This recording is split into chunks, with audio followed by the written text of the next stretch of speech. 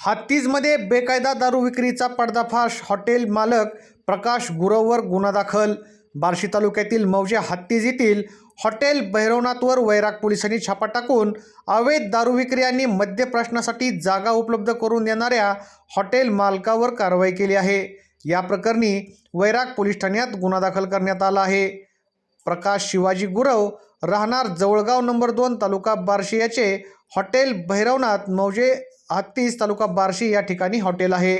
मिळालेल्या माहितीनुसार आरोपी प्रकाश गुरव हा आपल्या हॉटेलमध्ये कोणत्याही परवान्याशिवाय बेकायदेशीरपणे दारूची विक्री करत होता.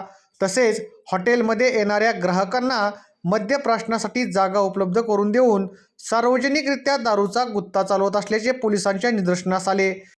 छाप्यात त्याच्याकडे विनापरवाना अवैध मद्यसाठा मिळून आला. पोलीस कॉन्स्टेबल संदीप कदम यांनी या प्रकरणी फिर्याद दिली असून महाराष्ट्र दारूबंदी अधिनियम कलम 65E आणि 68 प्रमाणे गुन्हा दाखल करण्यात आला आहे.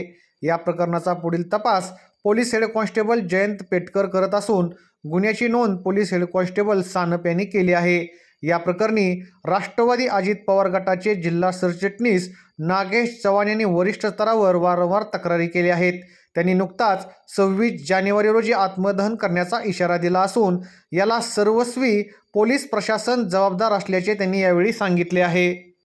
नमस्कार, मी मागील 26/9/2025 रोजी सोलापूर SP ऑफिस यांना एक मी निवेदन दिलेलं होतं व वैराग पोलीस स्टेशन तसेच IG ऑफिस कोल्हापूर, त्यानंतर मुख्यमंत्री साहेब व उपमुख्यमंत्री साहेब यांना या निवेदनाद्वारे मी मौजे ज्योतिबावाडी व हात्तीज परिसरातील अवैध धंदे कायमस्वरूपी बंद करा या अनुषंगाने निवेदन दिल्यानंतर मी 8 डिसेंबर 2025 रोजी पुणे येथे विभाग आयुक्तालयासमोर असंख्य महिला भगिनींना घेऊन मी उपोषणास बसलो होतो.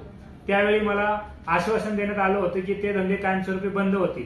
परंतु त्याच्यानंतर एक 8 ते 10 दिवसानंतरच एक सोशल मीडियावरती हात्तीज परिसरातील अवैध दारू विक्री करणाराचा व्हिडिओ प्रचंड प्रमाणात व्हायरल झाला होता.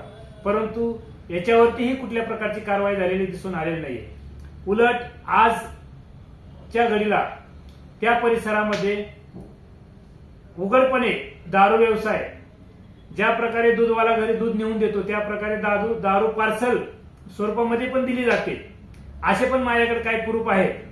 तरी या सर्वांना मी वैतागून मी उद्याच्या 26 जानेवारीला मुंबई मंत्रालय, IG office Kolhapur, SP office Solapur किंवा वैराग पोलीस स्टेशन या ठिकाणी जिथं मला सोयीस्कर पडेल त्या ठिकाणी मी माझं आत्मदहन करणार आहे.